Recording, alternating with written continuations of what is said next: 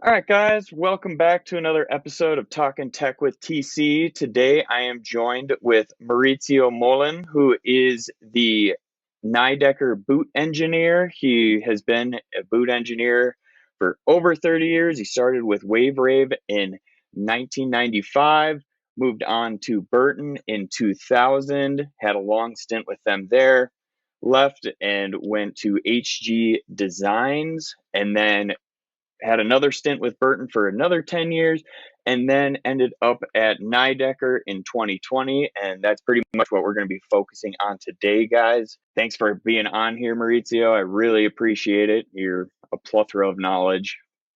I mean, you've been doing this as long as I've been alive, pretty much. So, yeah. Yeah, yeah, that's told you how old I am for sure.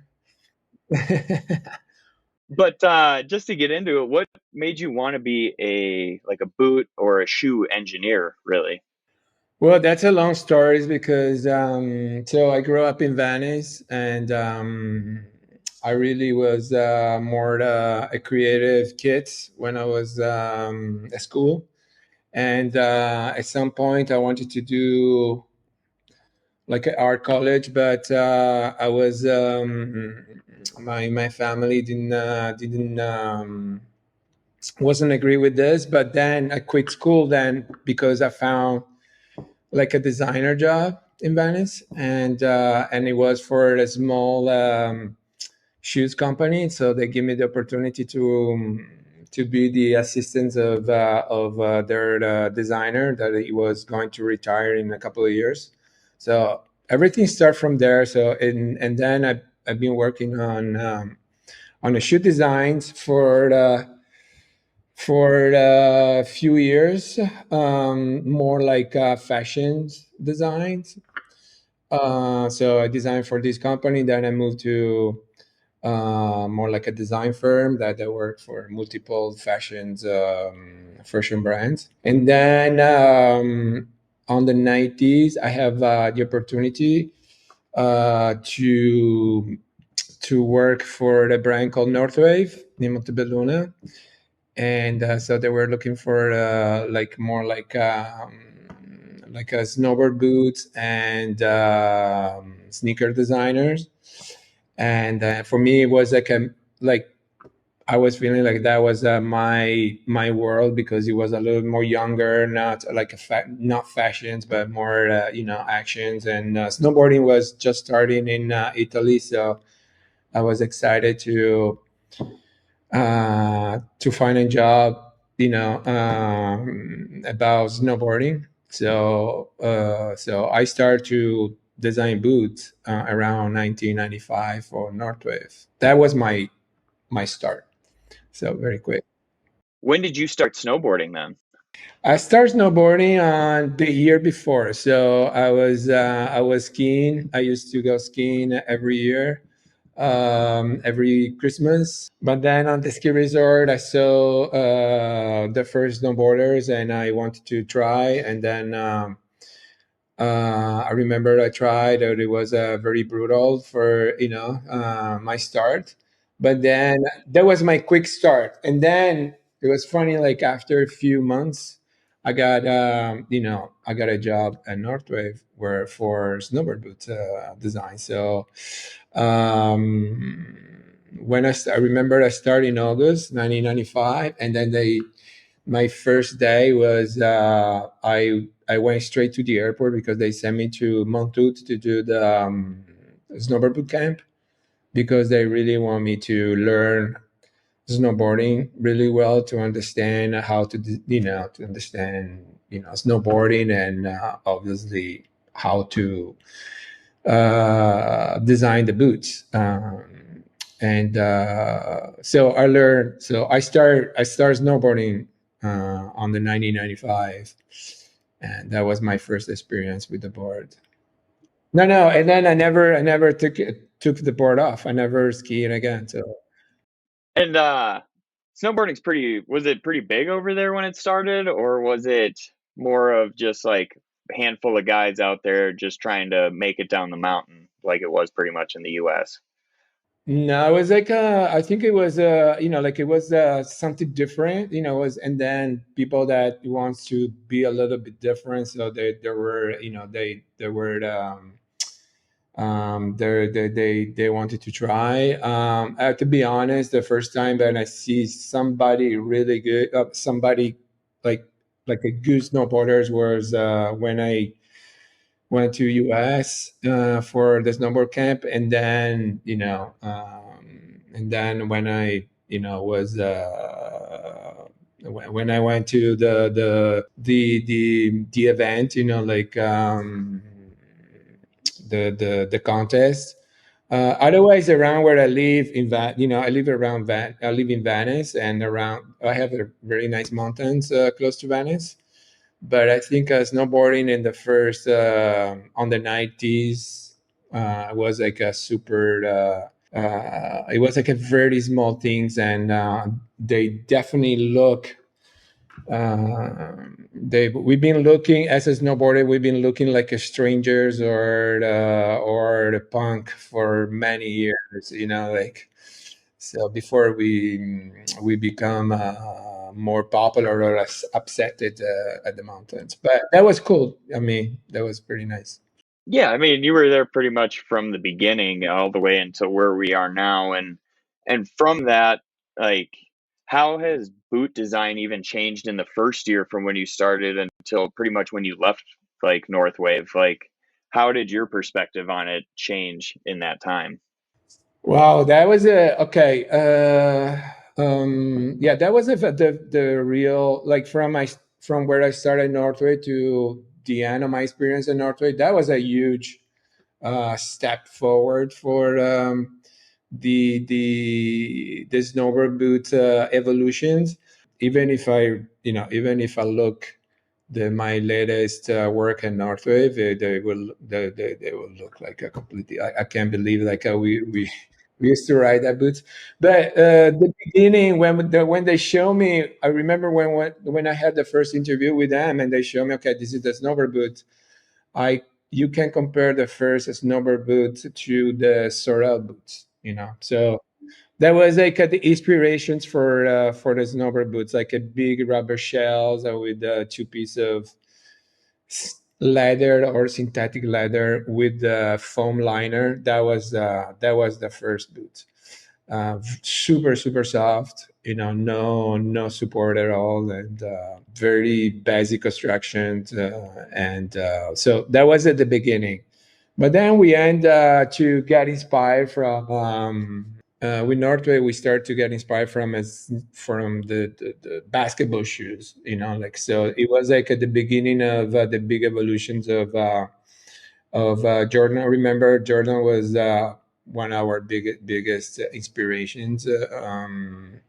So we start to research, so we start to research a new construction, new way to make outsole, new way to make the upper, and in the end, the boots start to look more like a mix of boot and sneakers. So they start to have their own identity, I think, in terms of design.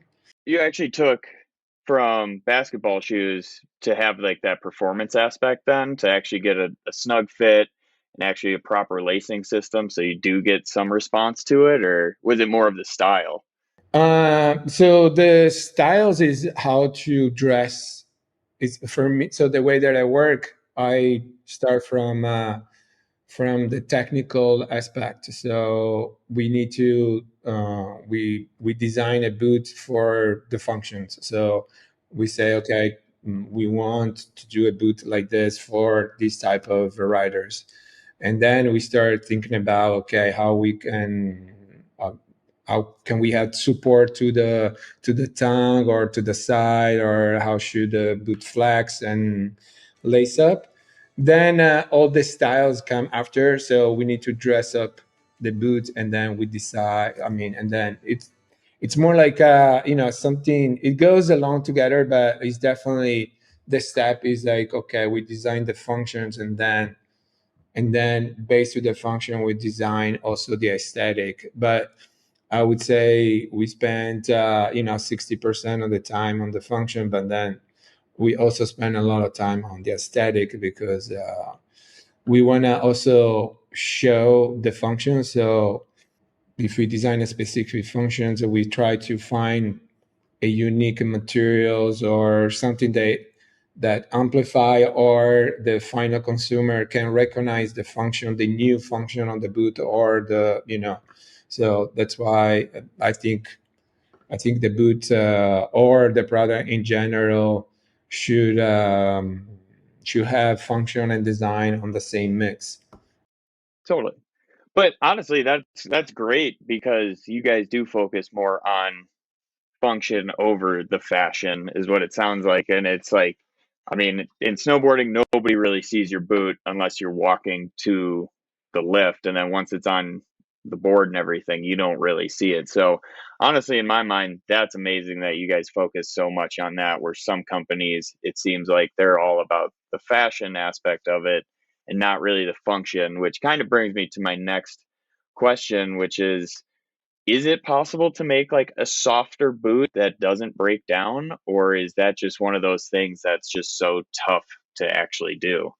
So that's a great question because this is our main goal. So um, we I really think I think there is a lot of type of consumer and riders.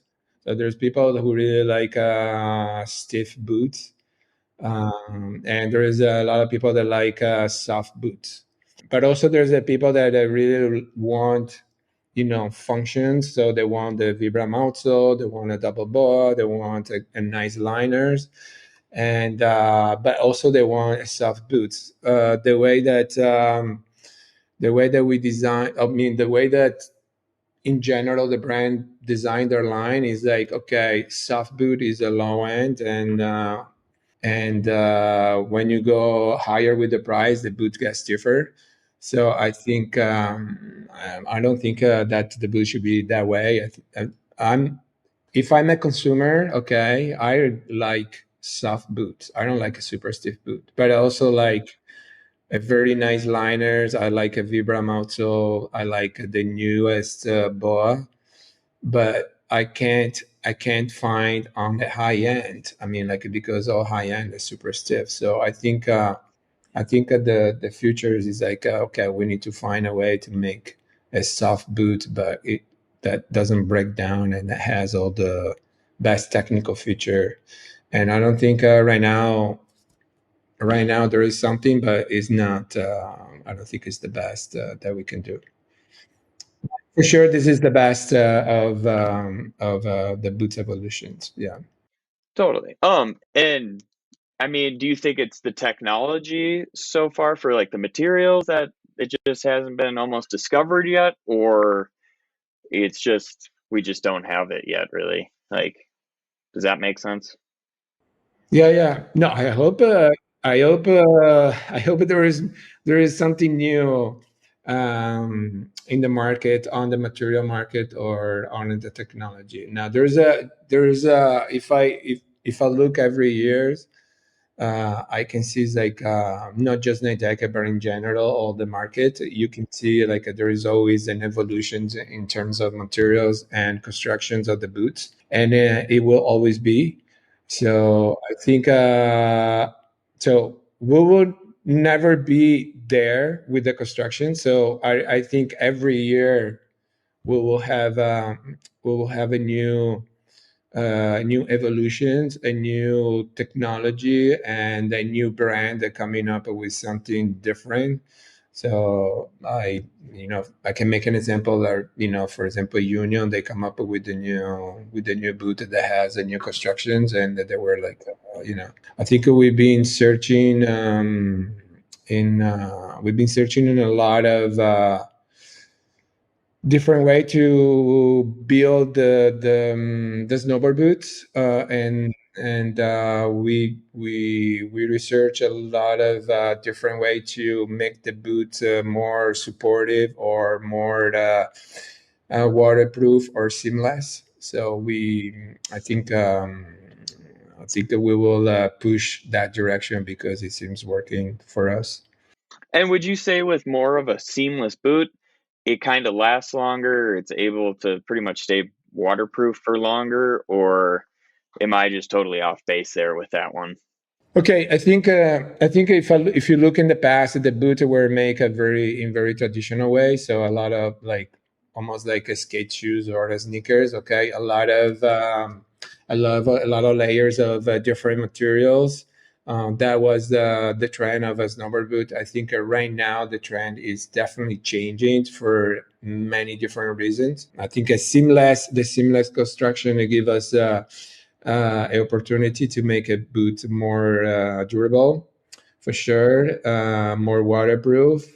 Like the market is changing also with the new binding system that they're, for example, Nidecker, they come up with the Supermatic, and now there is also the phase. And the way that you wear the bindings is completely different than the regular binding, the strap bindings. So you need to go in and out to the bindings, and so the boot design and construction is in evolution right now, also based to the evolution of the bindings.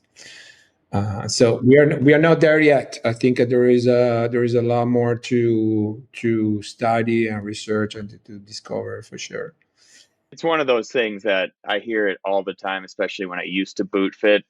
People are like, "Hey, I'm only getting like 70 to 90 days out of my boots. Like, is there anything I can do to fix that?" And like, do you guys design your boots to have like extra aftermarket insoles or liners put in there, or is it mainly like this is what we think's the best, so this is what you should keep in there? Yeah, this I think the second option is our God. We want to build the perfect boot that lasts very long, that is durable. I think for the new season, we design a boot. We design a new kita with the new construction, with the new tongue ideas, and we think that boot is gonna be one of the product that is gonna have this aspect of lasting. Obviously, product don't last forever, but this boot is gonna, if a regular boot is gonna last, I don't know, 60, 90 days. This one, I'm not saying that it's gonna double up, but it's gonna be a lot more durable than other boots. Um, but this is also the direction that we are going. So we want to make a boot that is more that has a flex more consistent on the time. So it seems like from your guys' perspective, you're trying to create a boot for a snowboarder rather than somebody who snowboards, like say 5, 10 days a year, where you're trying to make like this Kita APX, where you're trying to make this thing last for somebody like me, Avran, our viewers that are getting out there 30, 40 days at the very least a year, and they're going to make this thing last a couple years. Is that the idea behind this one then? The way that we create our collection is like, so each boot is on is one collection. Okay, it's not like we don't have one collections of, I don't know, six styles. We have six different collections. So we create. So for example, the Kita, okay, is his own boots, and is almost like I pretend that the H boot is his own brand. Okay, for different type of riders. So he need a specific look, a specific material, specific construction. So it's not everything is relate. Everything looks like a family because it's designed by the same designers, and there's is made by the same factories. But each product has uh, uh, uh, his own mind, behind. So, for example, the Kita. So when we design the Kita, and we know like we want to make more like a, a free ride, all mountains boots. with the seamless constructions, with the vast durability, with the consistent flex, and and then with the specific look. Then, if we want to make a little bit, then we wanted to design a product more for a bigger audience, okay, for a broad market with the design and function still, okay. And then, for example, the Altai, which is another boot that has been successful. It has its own look, its own functions. The flex is not too extreme like a Nikita, and so this is the way that we create the line. So we don't want to design a collection for one specific type of customer, but we want to design each model is. I would say each model is more. He has his own, functions and type of customers. No, that's awesome that each one is designed instead of being like, here's 5 boots. These are all for your all mountain rider. Just pick one and you'll be happy with it. That's awesome that it's like, no, this is for this specific rider. This is who it is. And then if you need something a little bit softer, you're probably changing your riding style. You're probably not that type. So that's actually amazing. And what kind of durability tests are you doing on each of these different boots for different types of riders? So we have when we design the boots, we have two different tests. So we do the test on snow and test on lub. So we have our factory. They have a big lab where they do, I don't know, 20 that 20, 30 different machine, different type of tests. So they have so we do the test. We do the flexing for the upper, the flexing test for the upper, or the flexing test for each part of the boot, like for the back, not just for the outsole, obviously, but also for, I don't know, for the tongue, for the backstay. So we take the backstay, and then there is a machine that break the backstay or the flex the backstay, 100,000 of times. That's is one side. So this one we do at the factory in Vietnam, and then we also test all the glue, all the chemical parts, and to try to make it as durable as possible. And then we go also through all the tests on snow, so for to see actually how the materials and all the parts works on snow with the bindings and on the riding conditions and etc. So yes, for sure we spend a lot of times on testing and before we launch a product in the market. So. And then just going back to the fit, how do you decide like what type of foot to model the liner after? Because certain feet don't fit certain liners in a way. So how do you guys decide which type of foot you're going to use? Is it more of like a European foot than an American? Because American feet are some of the worst in the world, is what I've seen. So like, I can tell you the process that we did at Nidecker. So when I started Nidecker, they have already a line, the boot lines, but I thought like we could improve a lot the feet first. So and it was sometimes it's very complicated to improve a feed versus start from fresh, so it was on the point where that was on 2020.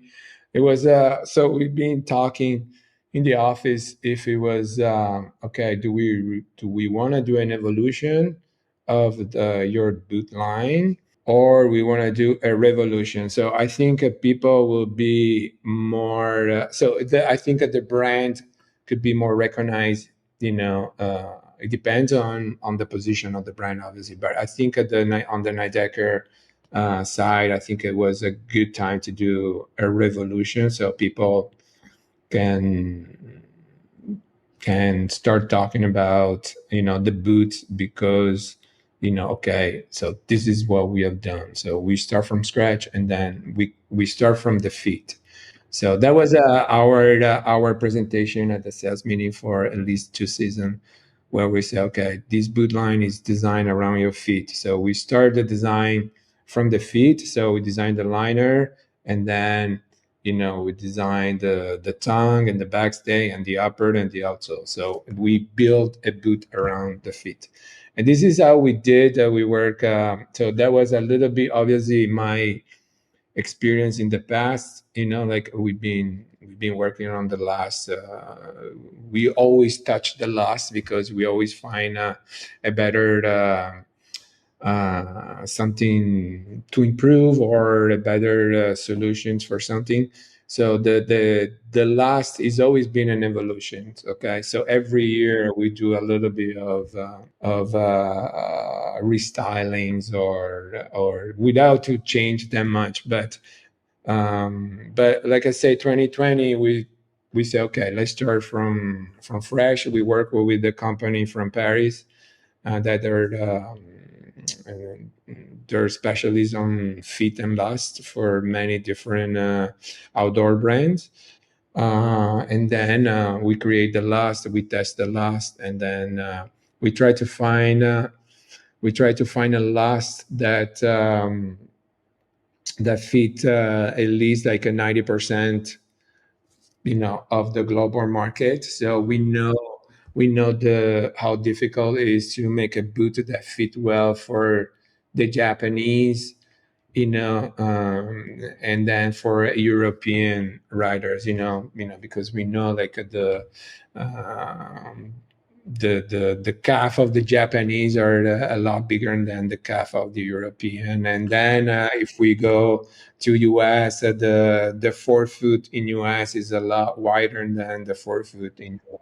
So we try to put all the information all together and try to create a last that please most of the global market.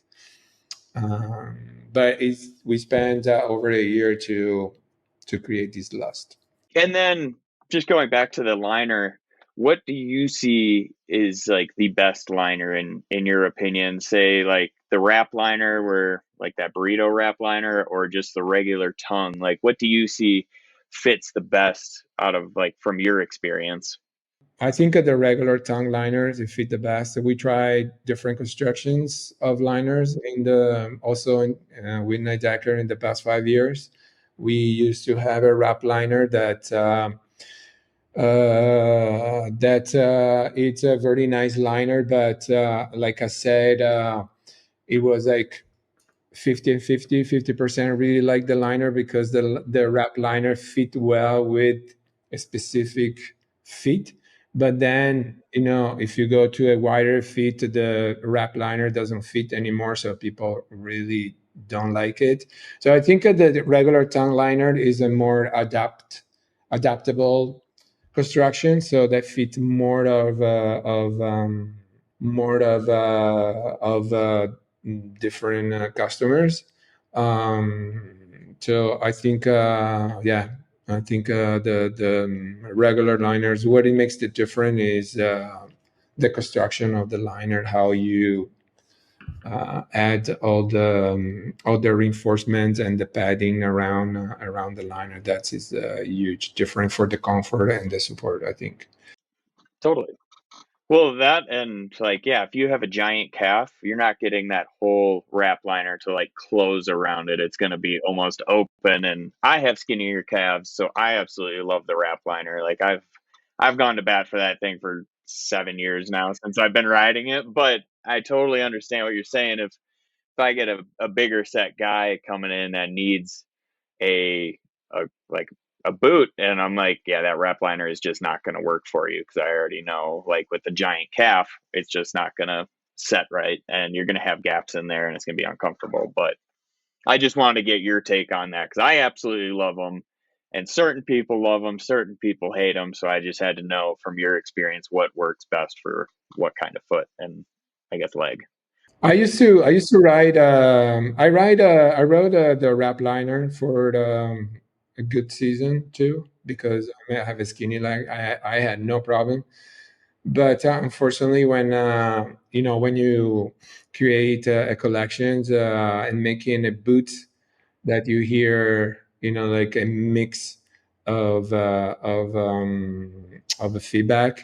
So for me, is a red light. Like uh, I can't uh, I can't take a risk to create a specific boot for a specific customer, because you don't know which type of customer the shop has in a specific country. Like maybe there is a, like in Europe, there's a shop in Europe and maybe has, the 10 customer that they really like the wrap liner. But if you go in US or Japan, they don't like, and then those boots doesn't sell. So I need to make sure in the end, the goal is to, is the sell through too. So uh, try to avoid. Oh, that actually brings me to my next question is when you're designing a boot, do you try to focus on like the cost of the boot as opposed to like what the actual outcome that you're looking for is? Or is it like, hey, if we can put all of the materials, say, even in this Kita APX, like we could put so much material or so many good materials in this, like, but we just don't want to make it $1,000 boot or whatever it would cost. Like, is that something that you guys really focus on to keep the costs lower, just to have it be more accessible to more people? Okay, this is a very intricate question. So, but it's a very good question. Um, we wanna. So, I don't know from where I start. So we start from. So when we design a boot, for example, the Kita or the Altai, first things is to look what the competitors is making on that price point. Okay, so we wanna try to offer a little bit more than the competitor. This is the goal, but sometimes you achieve the goal, sometimes not. But that must be everybody designer dream, to make the best design or the best boot for each price point. So for example, the Altai is $299 on retail price. I don't remember, but so we start to look the the market, the competitors on that price point, and see how they looks. And then we know if we want to be a 299 retailer, we know all the margins and we know how much that boot has to work out of the factory. And then from there, we try to push as much as we can to get the best material and the best solution, the best outsole and everything, without to go too far off from our target cost. Otherwise, you're not competitive the market anymore. So, for example, so Altai will get his own target cost, and Kita will have his own target cost. Based to this, we will design and we will pick material based to the target cost. And we always go a little bit higher and then the target, because as a designer, we pushing to do the best always. But so far, we always figure it out to make it work. So this is how it works. That in general, when you come to design product and also facing the cost of it.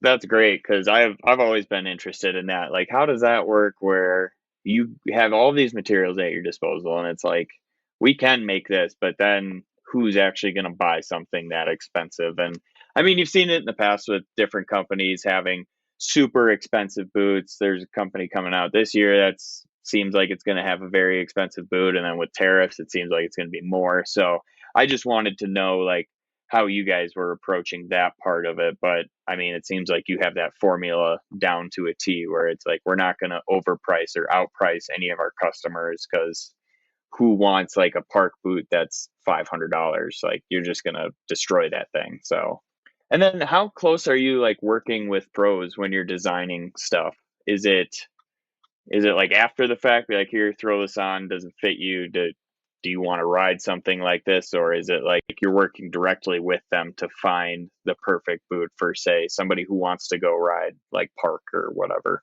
With the pro riders, we have few meetings. each year. So we always meet.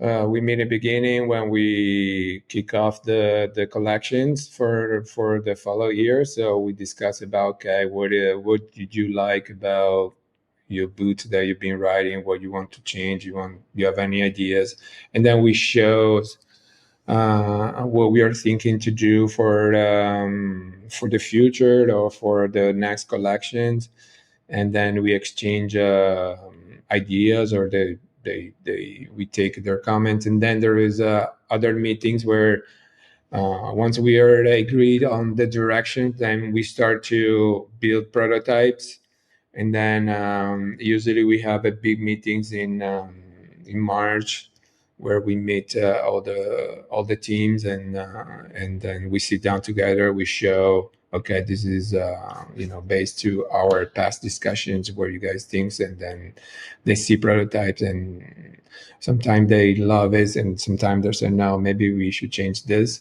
And we try to follow, as much as we can, all their comments and all their feedback, obviously. Yeah, but I would say we are very close to the riders, obviously, so they're the best testers, like, and then they ride every day for all seasons, and they can tell us everything about the boots that they're I mean, for me, is the best, is one of the best persons to discuss about product. And who's your favorite rider to work with that's just so in tune with their gear and their boots to be like, hey, here's what needs to change here, here's what I'm feeling. Well, I don't feel that I have to do any names, because otherwise I forgot to make, everybody.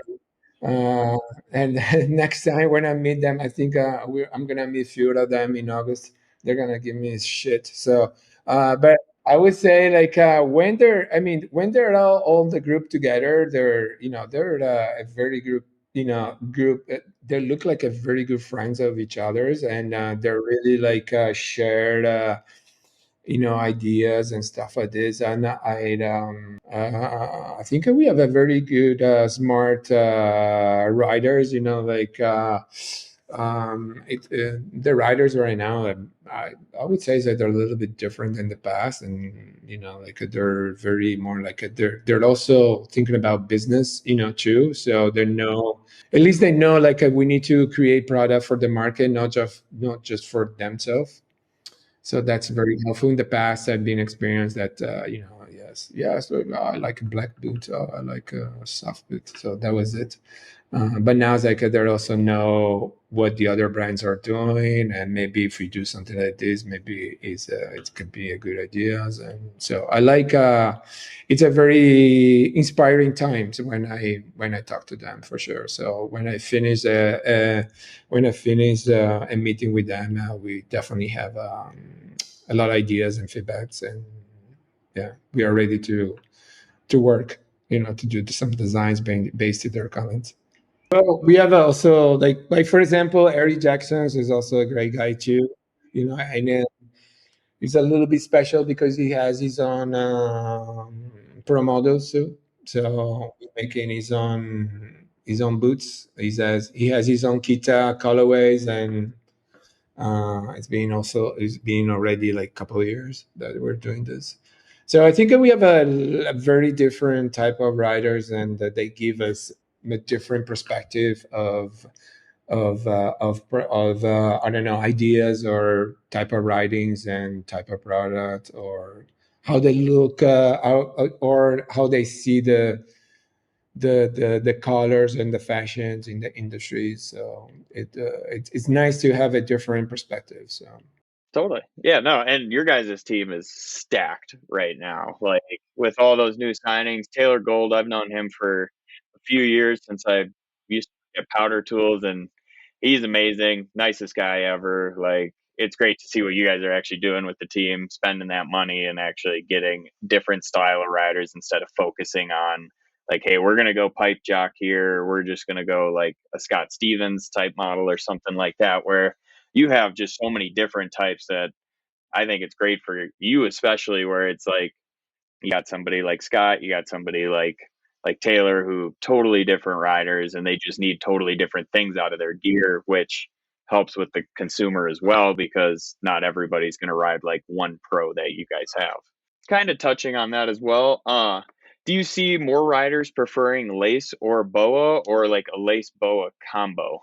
Um, okay, market is bought. So that's a fact. So I think is at least I don't know how's the market. I think we are close to 95% bought and 5% lace. Riders, our riders, we don't. I mean, we used to have a lace boots in the line and also a lace boa in the line. So we used to have these two different products, but in terms of values and sales, it wasn't worth it to keep those two boots in the line. So we don't have it anymore. Our line is a full of boa, and but our riders, they don't complain. They don't really. I would say they don't really. I don't know if they don't care to get the lace boots, but they're riding what we have right now. So it's like they're happy to ride the boa boots. Yeah, I can say like the market right now is focused on boa. So And what's it like working with BOA? Like, so do you give them what you have for the boot? Like, say this one, do you like give them this and be like, can you just lace this for us? Or do they give you all of that housing and everything and you have to pretty much design it around that? yeah, the way that we work with them is like, okay, we design a boot, and we try. So boa with the boa, we try to come up always with the seems like we don't have a lot of other lacing options, so we're trying to find a different way to lace the boot with the boa, so a different configurations. So we build prototype by ourselves. So we design the boots, we build prototypes, and then we share the prototypes with boa. So we actually ship the boots to their offices. They do their own test. They give us their feedback and say, okay, I think you have to move the lace guy down by 5 millimeters, or wherever. And we follow their feedback, and then we send the final sample back to them for their approval, and that was it. Okay, because I have been very interested in that because you'll see so many different lacing styles based on brand or even just inside of one brand. And you're like, I wonder how they came up with that or if that was a BOA thing being like, this is how it has to go to be laced properly or what it was. So I've always been interested in that because, I mean, like you said, it's 95% of the boots out there right now are pretty much BOA and they're all almost laced different. So I was just curious for sure on that one. Yeah, we've been working on a lot of different ideas, with the lacing configurations.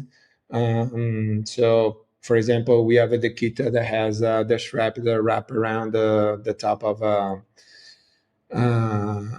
the boot connected to the boa lacing.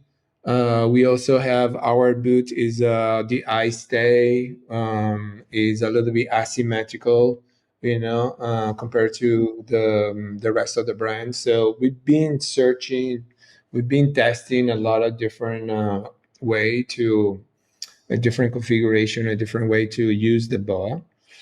I think a boa is a great tool. It's a great things to lace the boot, but I think we need to become more creative in a way that we use it. Otherwise, all the boot will look the same, in terms of lacing configurations. And then kind of staying in that same like collaboration light with BOA, you guys use Vibram insoles. Do you design the bottom insole and then they approve it, or do they send you different like traction or different soles like this, and then you decide which one you guys want to put on there. So with the Vibram, we give. I mean, I don't know how other designers and brand works with Vibram. The way that I work and then I found easier and faster is to give them a very straightforward ideas.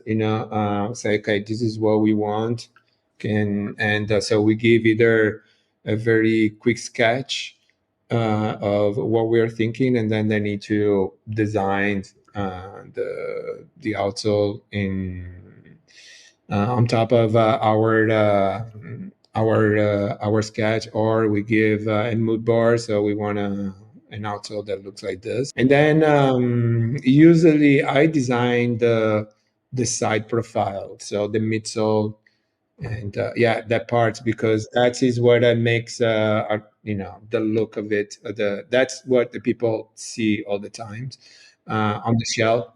So so with Vibram is more the collaboration, so we kind of go back and forward with the feedback and say, okay, we want to change this, on the I like the to change the instruction in this way, or and then they approve they need to approve the blueprint and all the rest of the process. So we do the boot cut, and then we open the mold, and then we do the midsole.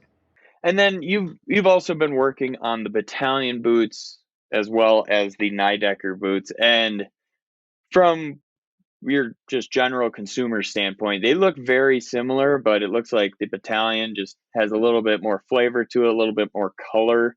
Is that pretty much what you were going for same technical use standpoint, but then just have it be a little bit more fitting towards the battalion brand where they have a lot of colors to it, that sort of thing? Or were you going for totally different riding styles and pretty much just trying to keep them completely different from one another and not share a lot of technology?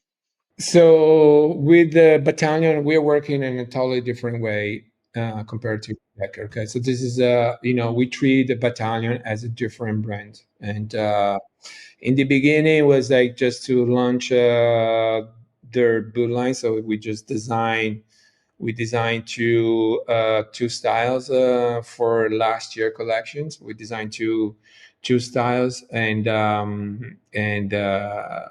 but we use some components from Nidecker, and maybe the boots were a little bit. I wouldn't say that they look too similar, but obviously it's like you could see like they were coming from the same factory, same kind of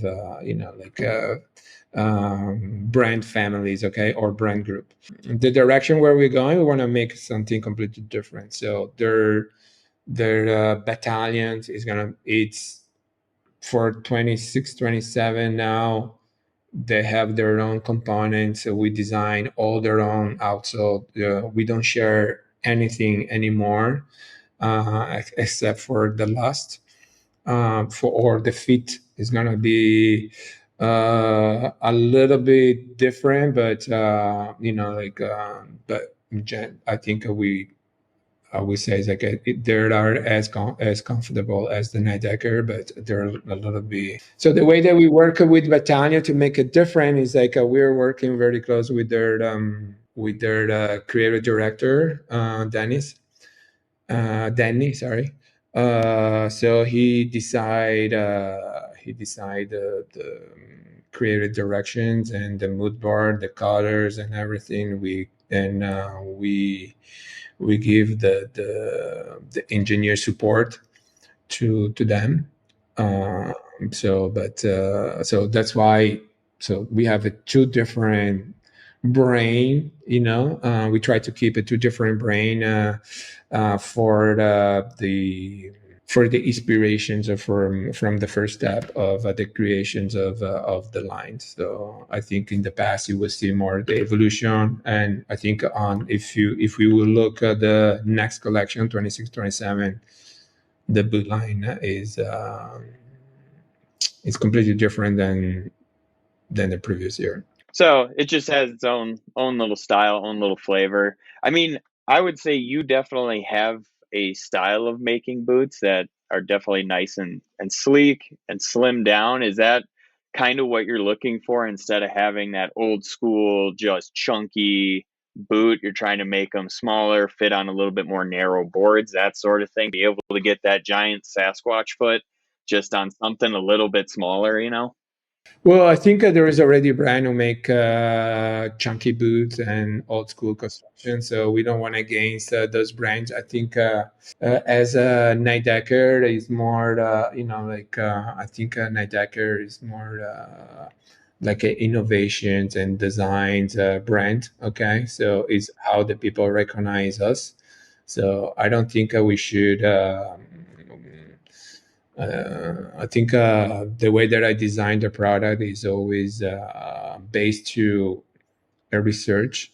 I spend a lot of time researching designs or styles or shapes and also materials and technology. So I go to trade shows or I go to China's and I go I travel a lot. I visit a lot of shops, not just snowboard shops, but just to find new inspirations for everything. So I don't know if the trend to change, then everything will go back to the old school. Maybe I will go back to old school, but I always try to make an evolution of something. So I don't. I always look when I look something. That's also my a little problem in my head. When I look at something, for me, it's already no. It's not old, but it's something that I have to change. So if I look at a bottle of water, I always look in a way that okay, how can I make a new bottle of water? Like so. So that's the way that I don't know. That's the way that I think it also life. Okay, and Always looking to the forward or always looking to the future, never back. Like, and then just kind of going back to like that sleek look that you have. When you're designing boots, are you trying to make them fit every binding on the market perfect, or are you more designing like these are going to fit the under the Nidecker umbrella really well, and we don't really care about what say other companies are doing with their bindings? Like, is it something where we want compatibility across the board, or do we want it to be the most compatible with what we have? now in the office we have we have the entire market binding models. So when we design a boot, we always do the fit test with the bindings, and we make sure that the boot fit with all the bindings. Like I said before, Nidecker also have the Supermatic. Now we have the face, so we need to pay a lot of attention, not how they fit, but how you get into the bindings. That is a little bit different. Okay, so it's not you're not open the two straps, but now yeah. So now it's like you get in with the boot needs to slide into the bindings and through the straps easily, or as easy as possible without to catch any edges or something. That's why I think the boot, looking the numbers of how many people like the Supermatic and the Phase, I think the market is going to grow in that direction.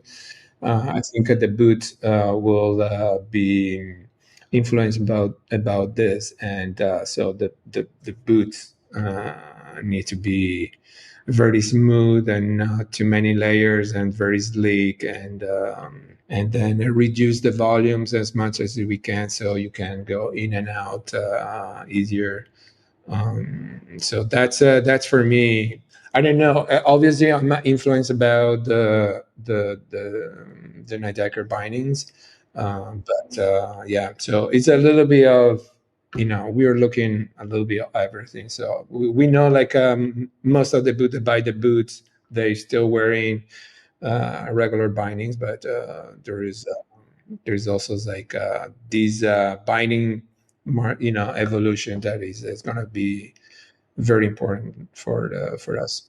That makes me very happy that you've actually thought about that already, because after talking with Maggie last week, she spent a lot of time focusing on those straps and everything to make sure that it would slide in. And just you doing that part on your end as well makes a huge difference, as opposed to just a company being like, it'll work, it's going to be fine, and then having a lace snag on something and you just got problems then. So it's good to know that you're also working on that and thinking about that as well, just because that just proves you guys are already ahead of everything, being like, we know this is going to be the future, so we have to plan for this, especially if you guys are designing boots that are supposed to last 70, 90 days, especially on that higher end where you're going to have these boots for a few years and you might have to upgrade bindings by that point. So it's good to know that these will still fit inside of those bindings, and pretty much every binding out there nice and compatible. Where do you where do you pull your most inspiration from? Like, what really inspires you for just even a look of a boot or anything like that? Well, I think I take inspiration. I'm a very curious person, so I have a lot of passions about art. Or I'm lucky that I live in Venice, and there is a lot of events about designs or music. Or I travel a lot, so I take a little bit of inspirations from everything, and I try to live the experience versus to spend a lot of time in front of my laptop. So I'm lucky because I can travel a lot. So every time I go somewhere for work, I always look for, I don't know if there is any nice museum or nice shops to visit, or, I always spend a day just to go there, take pictures. I don't know. I just take pictures of something that I like. I don't take pictures because I'm thinking boots. I'm just taking pictures or inspirations because I just want to get inspired just by myself. And then I have a library of my research, of my life research. Okay, so I have a library that I always update. I take off pictures that I think they're old, and then I put the new pictures. And then once I have to go, once I have to start a project that could be snowboard boot or something else. I don't know. I just don't do just boot, but uh, I always go through. I go through library. Maybe I saw a boat that has I don't know, some material, some construction that fit to the boot or to a backstay or to the tongue.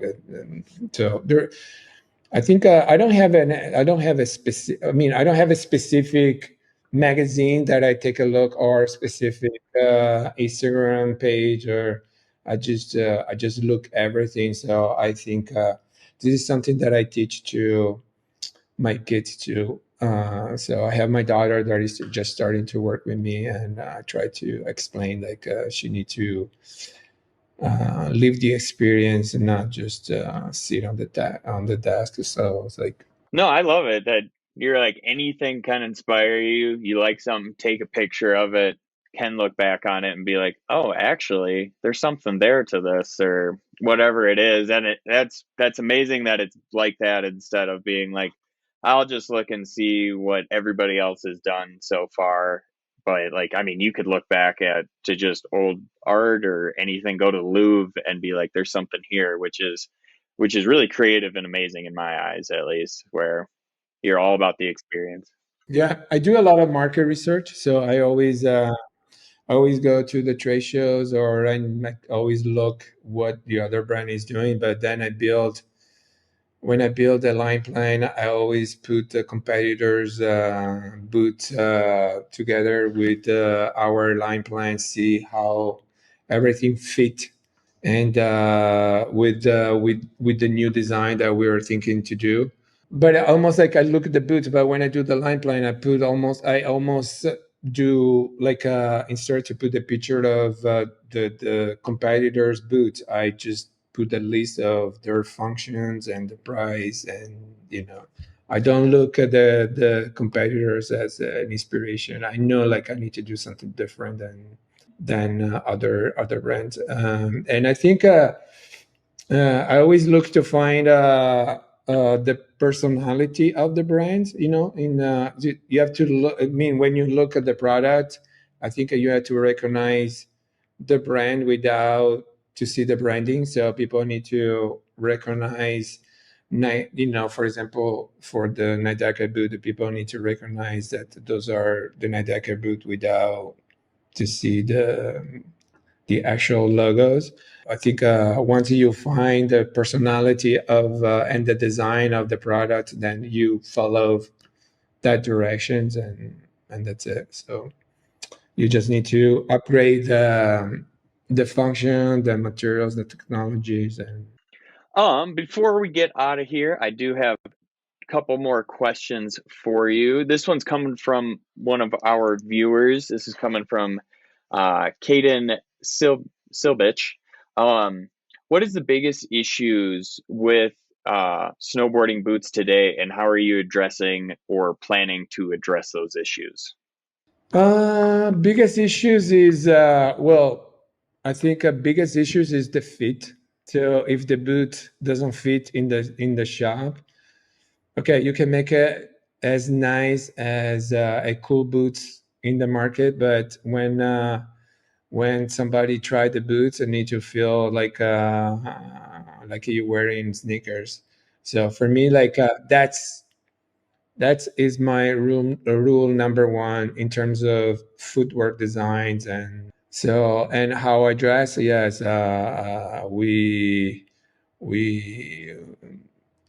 we designed the liners, with the latest, like a foam, or with or with the most comfortable lining. Or we've been searching a lot of materials for the liner in a way to make the liners as comfortable as possible. And we always test different solution, even if you don't go in production, but we always look for solution that it might work, or it might improve the fit. So we never really stop thinking to improve the fit or the product itself. Totally. Awesome. Yeah, no, that makes total sense because, like as we talked about before, fit is a huge thing, and if it doesn't feel good in the store, it's probably not going to feel good once you're riding for hours on it. So, No, we want to make a boot that you forget to that you're wearing the boots. Like sometime I've been experienced to wear boots that you can't wait to go back to the parking spot and take it off and go back home because your feet is it's been hurting all day. So I think you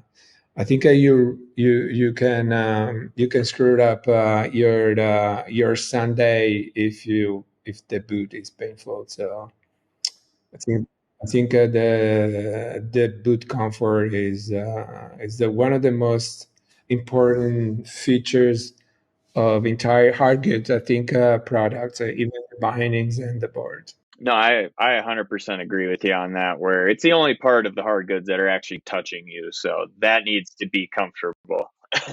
But yeah. And then our final question is the same question I ask everybody is what's the most underrated part of snowboarding to you? I think it's being at the mountains, surrounded by the nature, and very peaceful places. I think I really find myself when I'm riding in the middle of nowhere. Like I don't know, it's like I really like that feeling. I would say like the feeling of the freedom and the peaceful and the cool things that you're doing on the snow. That you feel the snow. So I have a lot of different, but I think it's a great sport. I mean, because you have also like a uh, great spot to do it. So it's like there is some mountains that are just incredible, and I don't think without and snowboarding, they give you opportunity to ride places that maybe you cannot reach with any other things, or with skis or walking or something. So I really like that aspect for sure. Awesome. Yeah. Thank you for joining us, Maurizio. That was awesome. Everybody out there, definitely go and check out, try on Nidecker boots, battalion boots. Find the one that fits your foot best, and the one that fits your needs, because that's what it really is all about. Doesn't matter really what it looks like. As long as your foot's happy, you're going to be happy and you're going to be able to keep riding. So just a little PSA for everybody else out there. But thank you for joining us. I look forward to chatting with you in the future again, seeing what you have coming out, especially for next year, because it sounds like you're just constantly improving and just helping everybody ride a little bit longer out there. So thank you, Maurizio. Thank you. It's been like a nice pleasure to be part of it. Thank you very much for the interview.